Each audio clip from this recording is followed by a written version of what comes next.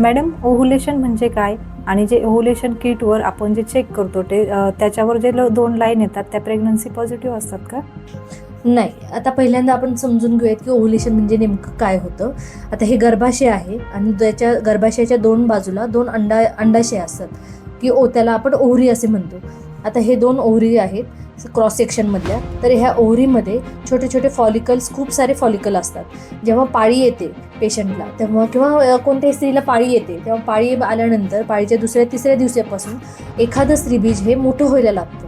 स्त्रीबीज म्हणजे ते फॉलिकल मोठं व्हायला लागतं आणि मग ते पाळीच्या 12व्या-13व्या दिवशी आपण जेव्हा स्कॅन करतो तेव्हा आपल्याला ते फॉलिकल 18 mm पुढे दिसतात. काही फॉलिकल काही 24 mm झालेलं दिसतं. जेव्हा ते 22 ते 24 mm रेंजमध्ये जर होतं तेव्हा आपण पेशंटला युरिन टेस्ट करायला सांगतो. म्हणजेच की LH किट काही जण म्हणतात, काही जण ओव्हुलेशन किट असंही म्हणतात.